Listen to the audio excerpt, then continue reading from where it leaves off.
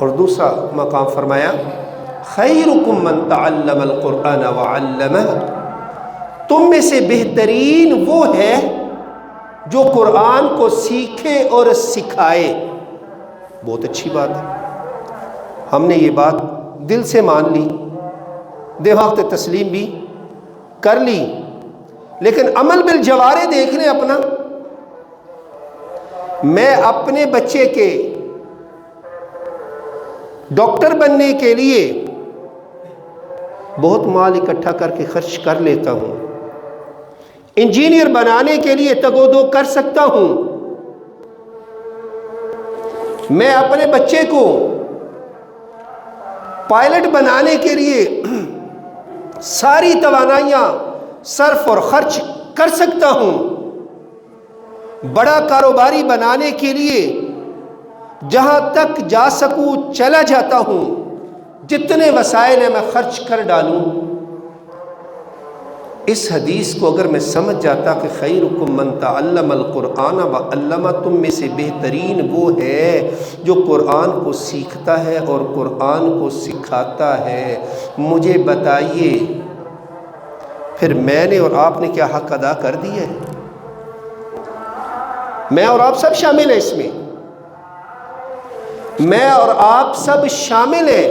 اس کا مطلب ہے پڑھنے کی حد تک ہم نے پڑھا، کانوں کی لذت کی حد تک ہم نے سن لیا، لیکن عملی میدان میں ہم کورے۔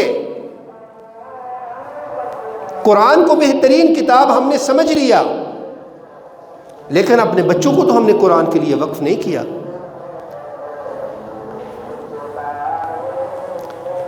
مسجد میں جو بچے آتے ہیں 15 اور 20 کے درمیان ہیں، جو کچھ حفظ کر رہے ہیں، کچھ ناظم، اسی طرح جو خواتین بہنیں بیٹیاں آتی ہیں، کچھ بیٹیاں حفظ کر رہی ہیں، کچھ ترجمۃ القرآن بہنیں پڑھ رہی ہیں، لیکن چند سینکڑوں کی تعداد بھی نہیں ہے، دسیوں کی تعداد میں، 10 20 30 40 یہی ہے نا۔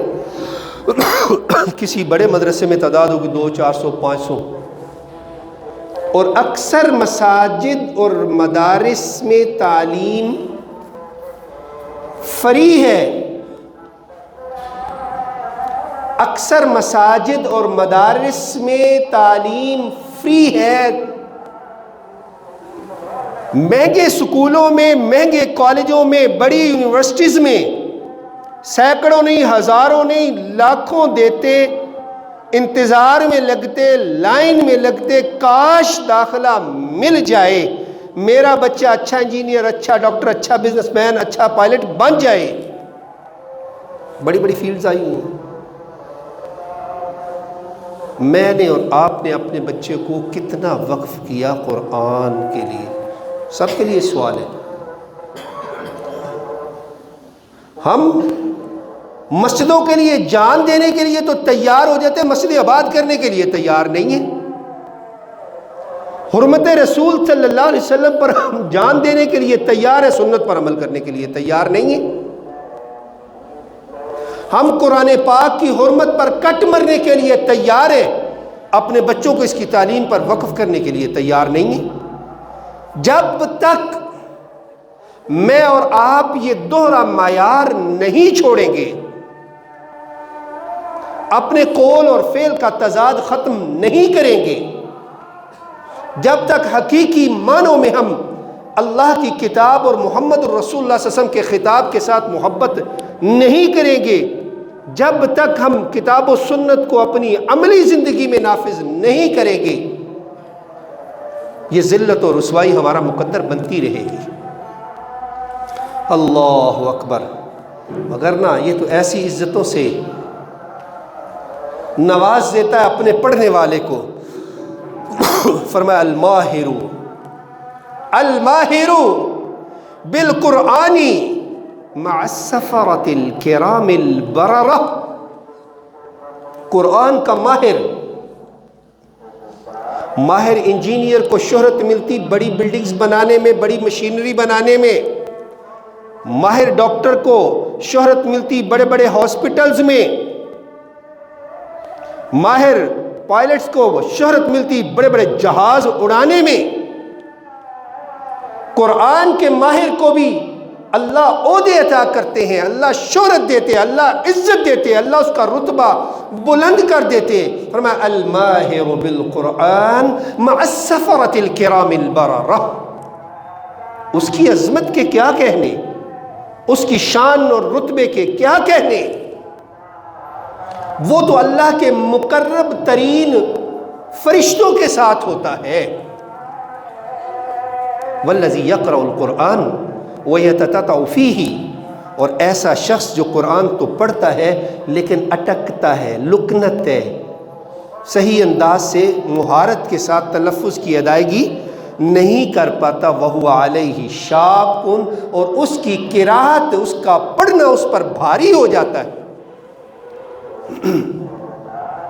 اب دیکھیں بعض بڑے بزرگ جنہوں نے، یا ہماری وہ میں نے جنہوں نے گھروں میں پہلی بادشاہوں سے پڑھا تھا، جتنا ان کو آتا تھا انہوں نے محنت کی، اللہ قبول فرمائے، اگر تلفظ درست نہیں ہے تو ان کا اگر آپ درستگی کرانے جائیں گے ایک ایک لفظ کو 10 بار، 20 بار، 50 بار آپ کو پڑھانا پڑے گا۔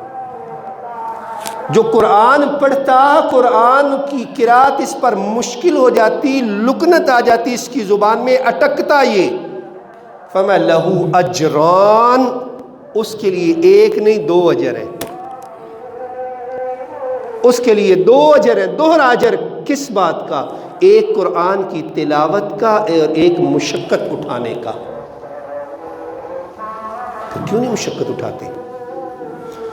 اللہ، ہم سمجھتے کہ تعظیم قرآن یہ ہے کہ قرآن پاک کو جناب ایک خوشبو لگائی جائے یا اس کے اندر پھولوں کی پتیاں رکھ دی جائیں اور اس کے اوپر ایک خوبصورت مخمل کا کپڑا چڑھا دیا جائے اور اونچی جگہ پہ رکھ دیا جائے، کبھی دل لائے تو اس کو کھول کے چوم لیا جائے۔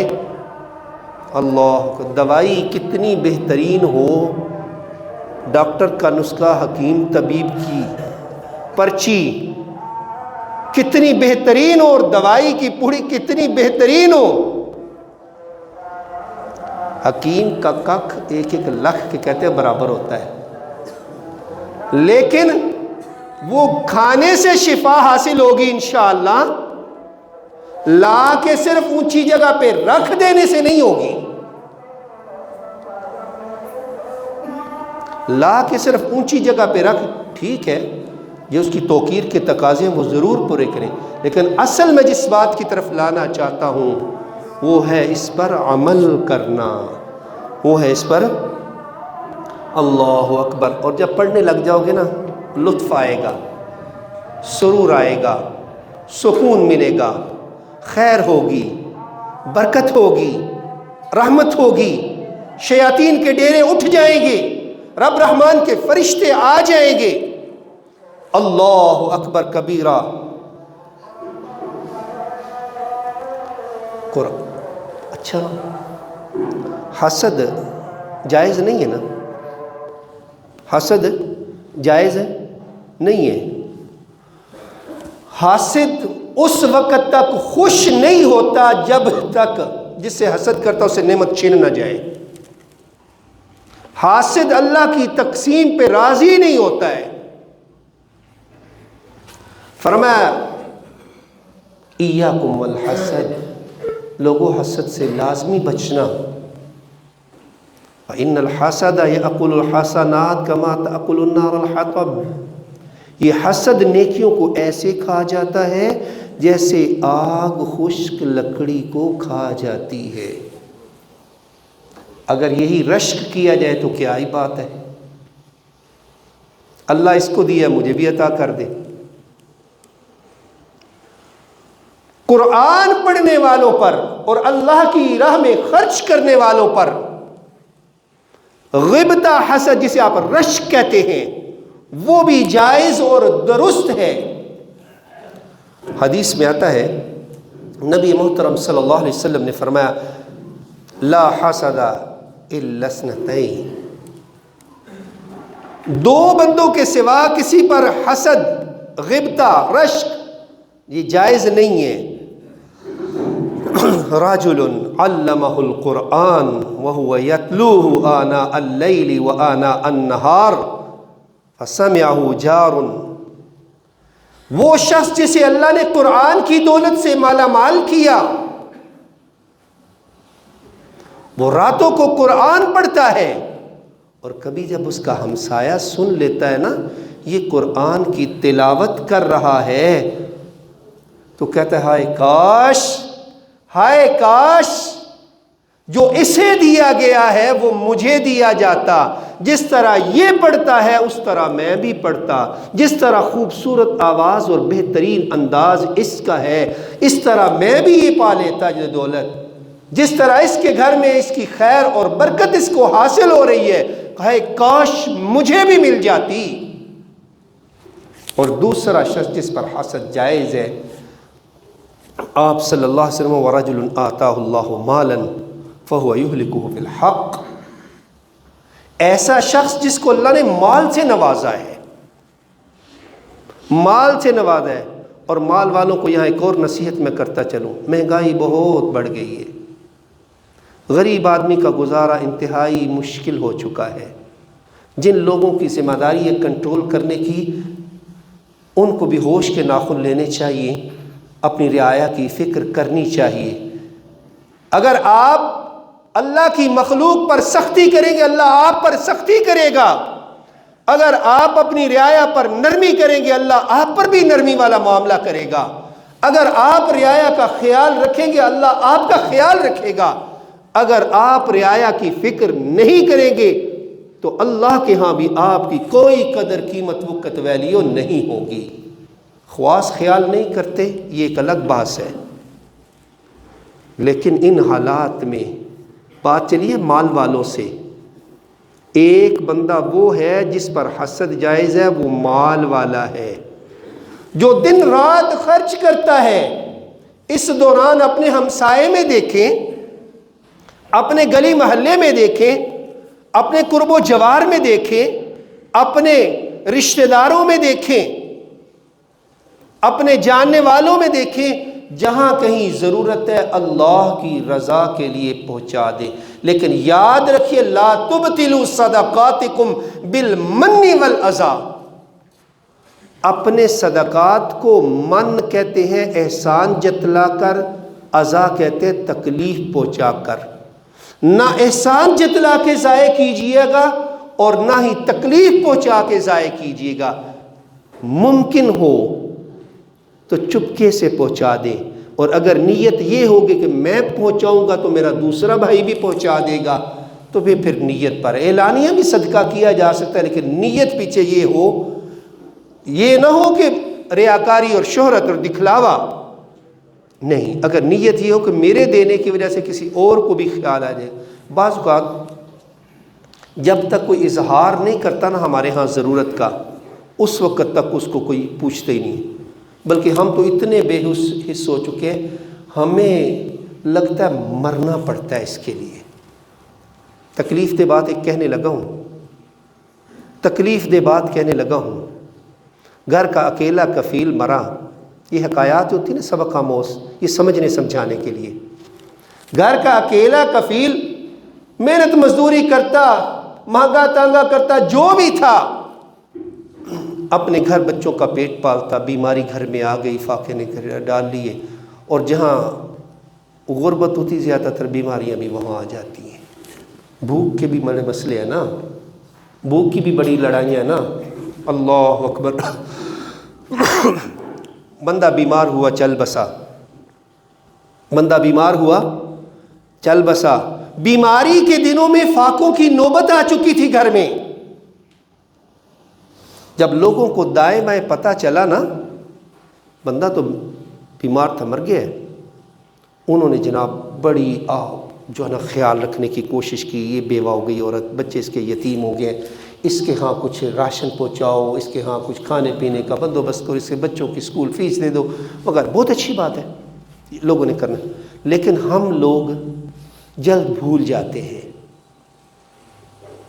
احب الاعمال الی اللہ ادومها وان قل، اللہ کے نزدیک بہترین اعمال وہ ہیں جن پر ہمیشگی کی جائے اگرچہ وہ تھوڑے کیوں نہ ہوں۔ عمل تھوڑا کر لیں، آپ کسی جگہ پہ صرف 1000 2000 5000 جو آپ کی وسعت ہے وہ دیں، لیکن ریگولر کریں، کوشش کریں، جب تک حالات درست نہیں ہوتے تب تک کریں۔ لوگوں نے تھوڑا عرصہ خیال کیا، لوگ اپنی اپنی زندگی میں مصروف مشغول ہو گئے، کون کسی کو یہاں اتنا یاد رکھتا ہے؟ اللہ اکبر۔ پھر کچھ دن تو گزارا چلا، کچھ مہینے تو گزارا چلا، پھر فاقوں کی نوبت آ گئی۔ بڑا بچہ بیمار ہوا، چھوٹی بچی جو پاس بیٹھی تھی ماں کو کہتی اماں بھائی کب مرے گا؟ ماں کا دل کانپ گیا، لرز گیا، تڑپ گیا، اس کے منہ پہ ہاتھ رکھتی، کیوں ایسی بات کرتی ہے؟ کہتی ہے اماں میں تو اس لیے کہتی ہوں، بچی ہے نا، معصوم ہے، پتہ نہیں کیا بات کرنی ہے کیا نہیں کرنی۔ جب ابا مرے تھے تو لوگوں نے بہت سارا راشن اور کھانا گھر میں بھیجا تھا، اب بھائی بھی مرے گا تو لگتا ہے کھانا بہت آ جائے گا گھر میں۔ ہم لوگوں کو زندگی دینے کے ان کے مرنے کا انتظار کیوں کرتے ہیں؟ اللہ اکبر۔ بات چل رہی تھی، دو لوگ ہیں جن پر حسد جائز ہے۔ ایک ایسا شخص جس کو اللہ نے قرآن کی دولت دی ہو، دن رات پڑھتا ہے، سننے والا سنتا اور کہتا ہائے کاش مجھے بھی یہی دولت دی جاتی، میں بھی اپنے رب کی راہ میں اسی طرح پڑھتا، خوش الہانی کے ساتھ، خوبصورت آواز کے ساتھ، بہترین انداز کے ساتھ۔ اور دوسرا وہ شخص جس کو اللہ نے مال دیا ہو، مال والوں نیکیاں سمیٹنے اور لوٹنے کا وقت آن پہنچا ہے۔ اللہ کی مخلوق بڑی پریشان ہے، اللہ کی رضا کے لیے اللہ کی مخلوق پہ خرچ کرنا شروع کر دیں، اللہ آپ کو کبھی تھوڑ نہیں دے گا۔ اللہ اکبر۔ کبھی بانٹنے والوں کو، تقسیم کرنے والوں کو اللہ ضائع نہیں کرتا، یاد رکھیے۔ ہو سکتا ہے اللہ میرا اور آپ کا جذبہ ہی دیکھنا چاہ رہا ہو۔ اللہ اکبر۔ دیکھا کریں، فرمایا دن رات مال خرچ کرتا ہے، اور جب دیکھنے والا دیکھتا ہے، میں اور آپ جب دیکھتے ہیں تو یقیناً خوشی بھی ہوتی ہے، اور دعا کرتے یا اللہ ہمیں بھی اتنا دے کہ جس طرح یہ خرچ کرنے والے تیری راہ میں تیرے بندوں پر خرچ کر رہے ہیں، ہم بھی اسی طرح صبح و شام خرچ کرتے۔ اللہ اکبر۔ بات چلی تھی کہ ہم نے قرآن کو پڑھا تو ہے، ایمان تو لائے، ہم نے عمل چھوڑ دیے، اسی لیے ذلیل و رسوا ہو رہے، اور اسی لیے کفار کو جرأت ہو رہی ہے کہ اس مبارک کتاب کی اور عظمت والی کتاب کی وہ بے حرمتی کرتے ہیں۔ اگر نہ یہ تو زندوں کو بھی رتبہ دیتی ہے، اور جو اس دنیا سے چلے جائیں یہ ان کو بھی رتبہ دیتی ہے۔ صرف کس حالت میں جائیں، کس حالت میں جائیں؟ جنہوں نے قرآن کو تھاما ہو، قرآن کو سینے سے لگایا ہو، قرآن کو پڑھا ہو، سمجھا ہو، عمل کی کوشش کی ہو، قرآن کو یاد کیا ہو۔ غزوہ احد میں تدفین کے وقت نبی کریم صلی اللہ علیہ وسلم دیکھا کہ اتنے بھی کپڑے کافی نہیں ہیں کہ ہر شہید کو الگ سے کفن دیا جا سکے۔ اللہ اکبر۔ ہر غریب کو کفن دیا جا سکے، اتنے بھی کپڑے میسر نہیں ہیں۔ آپ صلی اللہ علیہ وسلم نے دو صحابہ کو ایک ایک کپڑے میں کفن دیا۔ جب قبر میں رکھنے کی باری آئی، آپ صلی اللہ علیہ وسلم اپنے صحابہ سے پوچھتے ان میں سے سب سے زیادہ قرآن کسے یاد ہے؟ اس کے کیونکہ نیکوکاروں کے لیے قبر بھی جنت کا باغ بنا دی جاتی ہے۔ اب یہ جنت کے باغ میں جانے لگا ہے تو جنت کے باغ میں بھی پہلے وہ جائے جس کو اللہ کی کتاب زیادہ یاد ہے۔ یہ درجے ہیں، یہ رتبے ہیں۔ اللہ اکبر کبیرہ۔ اور جنہوں نے اپنے بچوں کو وقف کیا نا قرآن کے لیے، وہ بھی خوش ہو جاؤ، ایک دن ایسا آنے والا ہے، حافظ کے ماں باپ کو اللہ ایک ایسا تاج پہنا دیں گے کہ آسمان دنیا پہ چمکنے والے سورج سے بھی زیادہ جس کی روشنی ہوگی۔ اور اے حفاظ کرام، دنیا والے اگر آپ کی قدر نہیں کرتے کوئی بات نہیں، گھبرانے کی ضرورت نہیں ہے۔ ہر ایک جوہری نہیں ہوتا کہ اس کو پتا چلے اس ہیرے کی کتنی قدر اور کتنی قیمت، کتنی وقت، کتنی ویلیو ہے۔ ہر ایک کو پہچان کھرے کھوٹے کی نہیں ہوتی ہے. جس کا کلام ہے اس کو پہچان ہے, جس کا قرآن ہے اس کو پہچان ہے. ایک وقت آنے والا ہے کہ جب تم اپنے مرتبے کی بات اس کے سامنے کرو گے تو وہ کہے گا اقرا ورتقِ ورتل کما کنت ترتل فی الدنیا فإن منزلک من آخر آیت تقرأها. اے میرے قاری قرآن, آج پڑھتا جا, چڑھتا جا, جہاں تیرے قرآن کی تلاوت ختم ہوگی وہاں سے تیرا مرتبہ ہم شروع کریں گے. اللہ اکبر, اللہ اکبر. اپنی زندگی کا اوڑھنا اور بچھونا بنا لو. آج ہمارے گھروں میں بے سکونیاں ہیں, ہمارے حالات کے ہاتھوں, معاشی معاملات کے ہاتھوں, گھریلو حالات کے ہاتھوں. ہر بڑا پریشان ہے, چھوٹا عزت نہیں کر رہا. ہر چھوٹا پریشان ہے, مجھے میرا حق نہیں مل رہا. اچھا فرمایا ترکت فیکم امرین لن تضلوا ما تمسکتم بہما کتاب اللہ وسنت نبیہ. فرمایا تم میں دو چیزیں چھوڑ کے جا رہا ہوں, اس وقت تک گمراہ نہیں ہوگے جب تک ان کو تھامے رکھو گے, سینے سے لگائے رکھو گے. ایک اللہ کی کتاب ہے اور ایک اس کے حبیب کی سنت ہے.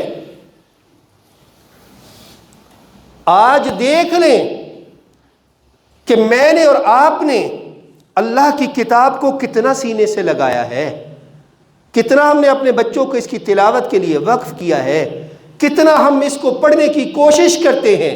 میں بھی اور آپ بھی دیکھ لیں ہمارا روزانہ کا معمول پڑھنے سے لے کر عمل کرنے تک کتنا ہے.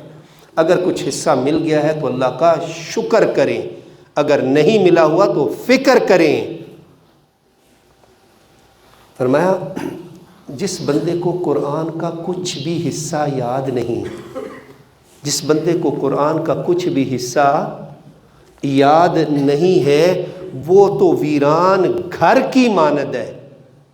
اجڑے ہوئے مکان جس طرح ہوتے ہیں نا, وہ تو اس طرح ہے اجڑا ہوا مکان, اجڑا ہوا مقام.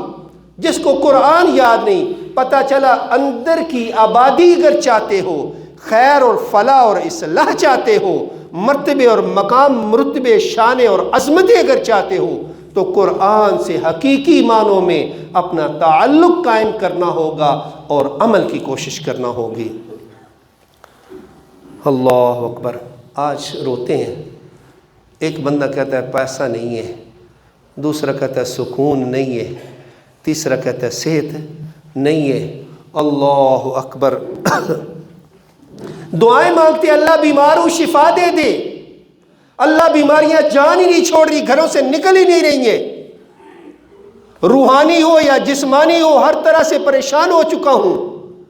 اللہ مسائل زیادہ ہو گئے, وسائل کم ہو گئے, ضروریات زندگی کو پورا کرنا مشکل ہو گیا. اللہ دعا کریں نا, اللہ سے کوشش کریں, اپنی دعا کریں, کوشش کریں. اللہ دعاؤں کو سنتا ہے. اجیب دعوت الداعی اذا دعان, پکارنے والے کی پکار کو سنتا ہوں جب بھی پکارتا ہے. اچھا مانگنے والوں سے اللہ خوش ہوتا, نہ مانگنے والوں سے اللہ ناراض ہوتا ہے. ایک نہ مانگنے والا ایسا ہے جس سے اللہ خوش ہوتا ہے, ایک بندہ ایسا ہے جو دعا نہیں کر رہا, اللہ اس کو دعا مانگنے والوں سے بھی زیادہ عطا کرتا ہے. پتہ وہ خوش قسمت, خوش بخت, خوش نصیب کون ہے؟ وہ قاری قرآن ہے, وہ حافظ قرآن ہے, جو اللہ کی کتاب کی تلاوت میں مصروف و مشغول رہتا ہے, یہاں تک کہ اس کو دعا کا بھی وقت ہی نہیں ملتا, مانگنے کی فرصت ہی نہیں ملتی, ہاتھ اٹھانے کی فرصت ہی نہیں ملی. ایسا قرآن کی تلاوت میں بیزی رہا. لوگ دعائیں مانگ رہے تھے, اللہ صحت دے دے, اللہ مال دے دے, اللہ اولاد دے دے, اللہ حالات درست کر دے, اللہ امن دے دے, اللہ سکون دے دے, اللہ خیریت دے دے, اللہ عافیت دے دے, اللہ دین بہتر کر دے, دنیا بہتر کر دے, آخرت سنوار دے. لوگ دعائیں کر رہے تھے, یہ تلاوت کر رہا تھا. یہ تلاوت کرنے والے کو اللہ مانگنے والوں سے بھی زیادہ عطا کر دیتے ہیں. ضرورت اس بات کی ہے قرآن کے ساتھ میں اور آپ اپنا تعلق مضبوط کر لیں. ہم نے اس کی حق ادا کرنے کے حوالے سے ایمان لائے، تلاوتیں کی، سوار کر پڑھا، سمجھنے کی کوشش کی، لیکن عمل میں کورے ہیں، عمل میں کورے ہیں۔ عملی کمزوری کو دور کریں، قرآن کے ساتھ میں اور آپ اپنا تعلق مضبوط کریں۔ اللہ اکبر۔ دو باتیں اور تھیں لیکن اللہ نے موقع دیا تو پھر کبھی رجب کے حوالے سے بات کرنا چاہ رہا تھا، اسی طرح یوم یکجہتی کے حوالے سے بات کرنا چاہ رہا تھا۔ بھائیو، میں نے کہا نا، ایک عام آدمی تو سوائے مذمت کے، سوائے جلسے جلوس کے کچھ نہیں کر سکتا۔ یوم یکجہتی میں بھی اور آپ بھی جب سے ہوش سنبھالا دیکھتے آئے کہ 5 فروری کو منایا جاتا ہے۔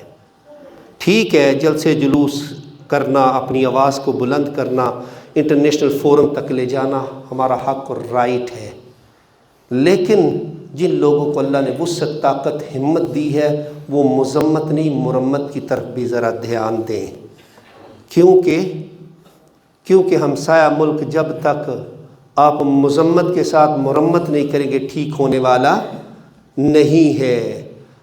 کشمیری بھائیوں کی پریشانی کو اپنی پریشانی سمجھیں، اپنے بھائیوں کی جہاں تک ممکن ہو ہر لحاظ سے ان کی مدد بھی کریں، ان کے لیے دعا بھی کریں، ان کے اوپر ہونے والے مظالم کو جس سطح پر آپ اٹھا سکتے ہیں اٹھائیں، جہاں تک ممکن ہو ان کو ظلم سے بچانے کی کوشش بھی کریں۔